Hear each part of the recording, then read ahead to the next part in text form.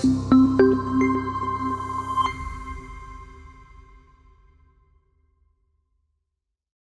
everyone, I'm Shinobi, and welcome back to Sushi Bytes, the podcast where we break down software risk without breaking your development flow. And as always, I'm joined by my co-host, Jen.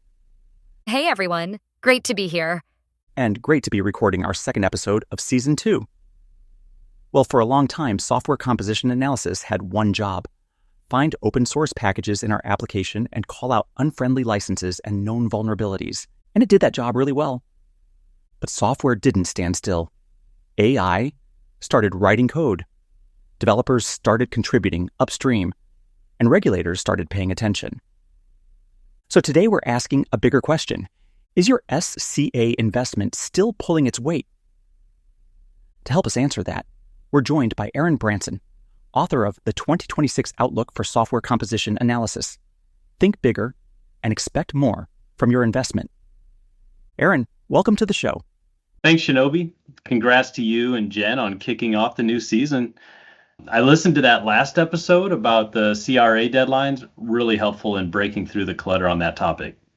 Yeah, from CRA to SCA. We just love our three-letter acronyms. Well, I know you two like to move fast for your audience, so let me start with this. SCA didn't fail, it succeeded, but now we needed to do more. That's an important framing. Yeah, teams focused SCA on open source license compliance and vulnerabilities because that's what mattered at the time. And things were a little simpler, complete components, known suppliers, known vulnerabilities, no regulations with teeth. But those assumptions don't hold anymore. Exactly. The software risk surface expanded quite a bit, but many teams are still using SCA like it hasn't. Look, we've got at least 3 major changes. You could probably name more, but consider this. Number 1, source code is much more fragmented, with snippets of AI-generated code being so easy to insert on the fly with no clear provenance or idea of how much of it is a copy of the open source it was trained on. So right away, we have a gap in that code isn't cleanly divided between proprietary source code and managed third-party dependencies. And second, think about the economy of open source and how it's changed. Teams used to grab an open source library to use it and keep it as is, so it was easy to patch later. But then teams began forking these packages to customize them to their liking, which was great for a time, but then that started causing patchability nightmares. So recently, the pendulum has swung toward corporate dev teams opting to contribute changes upstream to the open source community rather than make their own fork to have to manage. And that's great, but that introduces the risk that corporate intellectual property might accidentally get contributed into that open source software and then be publicly exposed. And the third one, regulation is now real. You had strong regulation in place for industries like automotive, aerospace, medical devices, but now the scope is widening with things like the CRA.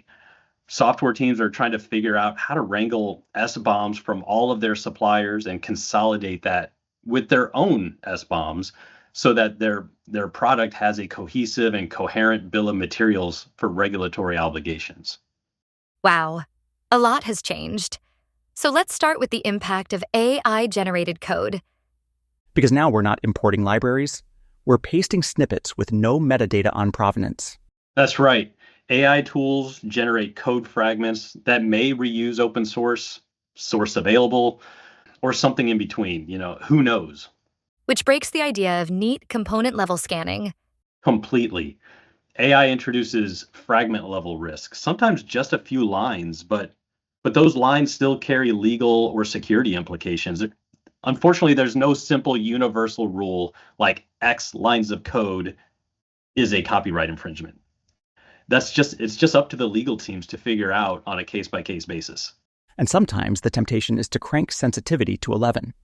Which backfires because too much noise kills development productivity. The real value is accurately detecting meaningful OSS fragments introduced by AI without having to flag half the code base. All right, let's flip the risk direction. developers contributing back to open source. Which leadership usually wants.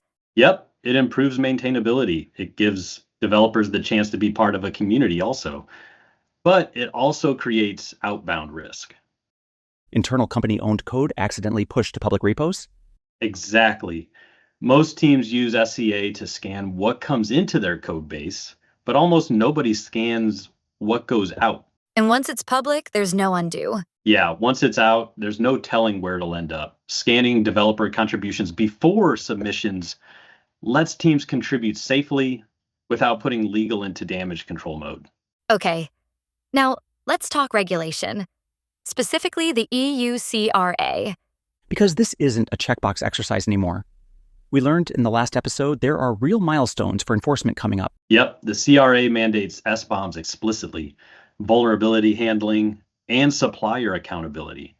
But you still have to read the fine print first to see how your company and your product are affected. There's unfortunately no replacing that legwork.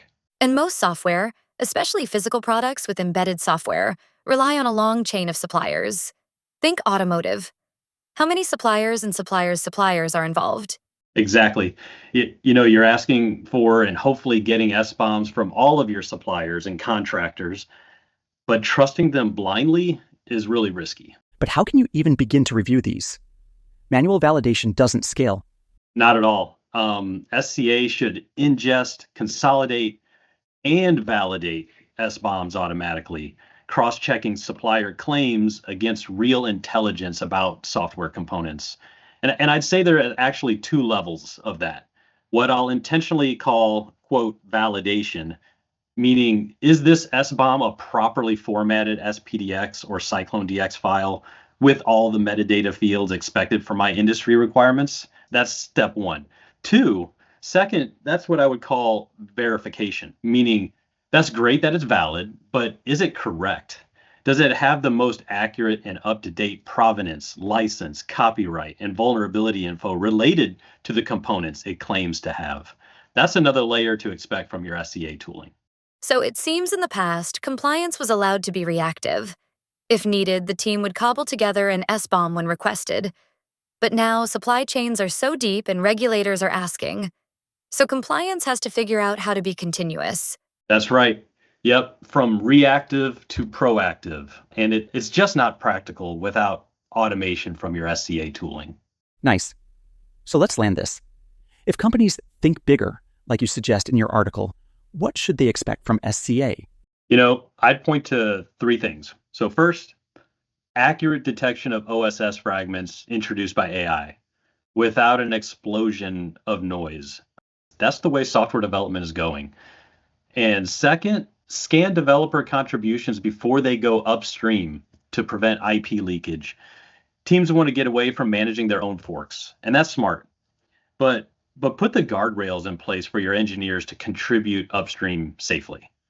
And then third, ingesting, consolidating, and validating SBOMs across suppliers to automate this regulation-ready evidence that you're going to need. The big manufacturers already know this, but just like PCI DSS gave teeth to proper credit card data handling and GDPR made data privacy enforceable, the CRA is going to step up application security and software supply chain integrity. And that's great because things are moving really fast with AI, and it's smart to have a seatbelt. Then let's buckle up. That's clearly a much bigger value story than only using SCA for making sure your engineers are using allowed open source packages. It is. That made sense then, but now we need to use SCA for how software is actually built today. The takeaway for me is simple, Aaron. SCA didn't get less important. It got more strategic. But only if you expect more from it and put it to work. Nailed it. Aaron Branson, thanks for joining us. Thank you, guys. It was fun. And to our listeners, check out the 2026 Outlook for Software Composition Analysis. Until next time, build fast, govern smart, and make your tools earn their keep.